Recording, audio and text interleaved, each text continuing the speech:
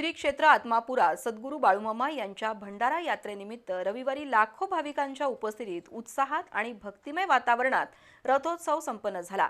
महाराष्ट्र आणि कर्नाटकासह विविध राज्यातील भाविकांच्या गर्दीने संपूर्ण परिसर गजबजला होता। भक्तांच्या प्रचंड उत्साहात पार पडलेल्या या रथोत्सवात भंडाऱ्याची मुक्त हस्ते उधळण करण्यात आली। पारंपरिक वाद्यांचा गजर, घोड्यांचा नाच तसंच बाळूमामांच्या नावाने चांग भलं अशा जयघोषाने संपूर्ण आदमापूर भक्तिरसात रंगलं होतं। बाळूमामा मंदिराच्या कळसावर आणि रथावर हेलिकॉप्टरमधून पुष्पवृष्टी करण्यात आली। दरम्यान या संपूर्ण सोहळ्याचं चॅनल बी वरून लाईव्ह प्रक्षेपण करण्यात आलं। त्याचा लाभ हजारो प्रेक्षकांनी घर बसल्या घेतला। भुदरगड तालुक्यातील आदमापूर इथल्या संत बाळूमामाच्या भंडारा यात्रेचा आज मुख्य दिवस होता। या यात्रेला महाराष्ट्र, कर्नाटक, गोवा आणि आंध्र प्रदेश राज्यातील भाविकांनी मोठ्या संख्येने हजेरी लावली। कोल्हापूर, गारगोटी आणि देवगड निपाणी या राज्यमार्गांवर महिलांच्या पायी दिंड्या मोठ्या संख्येने सहभागी झाल्या होत्या। भाविकांनी भंडाऱ्यात माखून भक्तिभावाने रथोत्सवात सहभाग घेतला। निढोरी ते आदमापूर या सुमारे 2 किलोमीटरच्या राज्यमार्गावर भंडाऱ्याच्या उधळणीमुळे संपूर्ण रस्ता पिवळा धमक झाला होता। रथोत्सवाच्या मिरवणुकीमुळे हा परिसर भक्तिमय आणि उत्सवी रंगात न्हाऊन निघाला। विशेष म्हणजे यंदाची रथाची मिरवणूक डॉल्बी मुक्त पार पडली।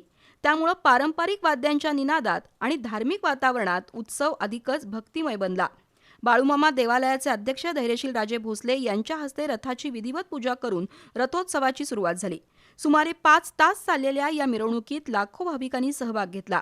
निढोरी, आदमापूर इथल्या बाळूमामा भक्त सेवकांमार्फत सर्व भक्तांना मोफत खिचडी, फळं, ताक, सरबत तसंच अन्नदान करण्यात आलं। बाळूमामाच्या रथावर आणि मंदिराच्या कळसावर हेलिकॉप्टरमधून पुष्पवृष्टी करण्यात आली। करवीर तालुक्यातील कोथळी इथल्या हजारो महिलांनी पायी दिंडीनं संत बाळूमामांचं दर्शन घेतलं। संत बाळूमामांवर आमचा प्रचंड विश्वास आणि श्रद्धा आहे, म्हणून आम्ही गेली 25 वर्ष पायी दिंडी सोहळा सुरू ठेवल्याचं महिलांनी सांगितलं। जवळजवळ आम्ही 25 वर्ष बाळूमामाची ही दिंडी सोहळा इथं पायी चालत आलेलो आहोत। या ठिकाणी 1000 महिला उपस्थित आहेत। त्याचं कारण म्हणजे आमची असलेली बाळूमामावरती श्रद्धा, आमचा असलेला भाव बाळूमामाच्या चरणी। बोला बोला बाळूमामांच्या नावानं। ज्ञानोबा माऊली तुकारामच्या गजरात महिला तल्लीन झाल्या होत्या।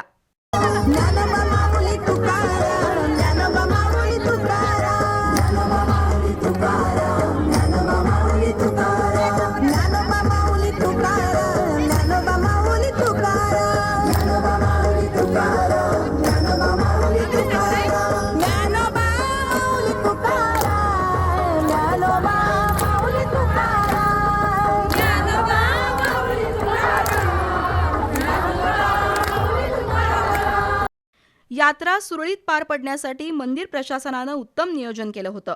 महसूल विभाग, पोलीस प्रशासन तसंच सेवेकरी यांनीही मोठं सहकार्य केलं। भाविकांच्या सुविधा, वाहतूक व्यवस्था आणि सुरक्षा यासाठी विशेष खबरदारी घेतली होती। दरवर्षीप्रमाणे यंदाही सद्गुरू बाळूमामा यांच्या भंडारा यात्रेला आणि रथोत्सवाला लाखो भाविकांनी हजेरी लावून भक्ती, परंपरा आणि सामाजिक एकोप्याचं दर्शन घडवलं।